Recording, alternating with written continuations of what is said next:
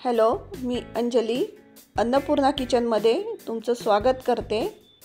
आज आपण भाकरीचे तुकडे बनवणार आहोत।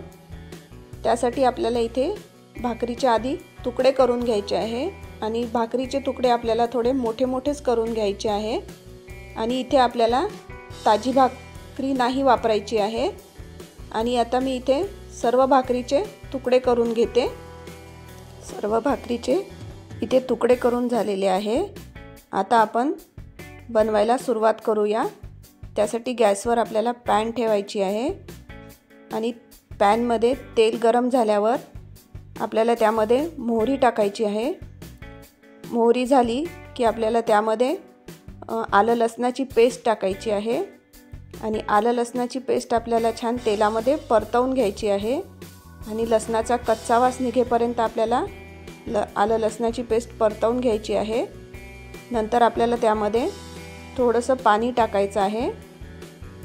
पाणी टाकल्यामुळे आपले मसाले जळणार नाही, यासाठी आपल्याला थोडंसं पाणी टाकायचं आहे इथे आणि ते पण व्यवस्थित मिक्स करून घ्यायचं। नंतर त्यामध्ये हळद टाकायची, तिखट टाकायचं आहे आपल्याला आणि चवीनुसार आपल्याला इथे मीठ टाकायचं आहे।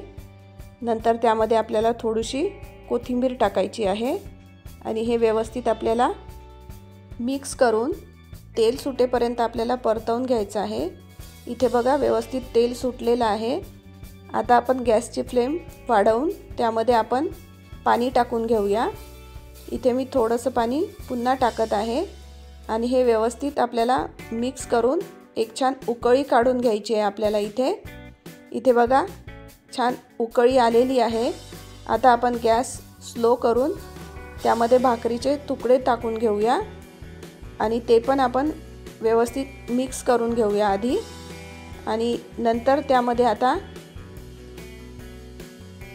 आपल्याला बेसन टाकायचं आहे आणि बेसनही छान आपल्याला त्यामध्ये व्यवस्थित मिक्स करून घ्यायचं आहे आणि बेसन मिक्स झाल्यावर त्याला छान आपल्याला एक उकळी काढून घ्यायची आहे आणि गॅस स्लो करायचा आहे इथे आणि त्यावर आपल्याला झाकण ठेवून 10 मिनिटं शिजवून घ्यायचं आहे। इथे बघा आपले 10 मिनिटं झालेले आहे। आता आपण एकदा त्याला फिरवून घेऊया। या पद्धतीने तुम्ही ही रेसिपी करून बघा आणि मला कमेंट्स करा की तुम्हाला ही रेसिपी कशी वाटली ते। इथे आपले भाकरीचे तुकडे तयार आहे।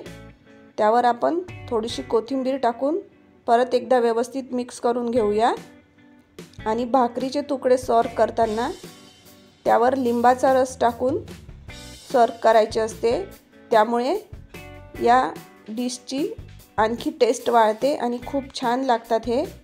या पद्धतीने करून बघा तुम्ही। आणि आता आपण गॅस बंद करून भाकरीचे तुकडे सर्व करूया।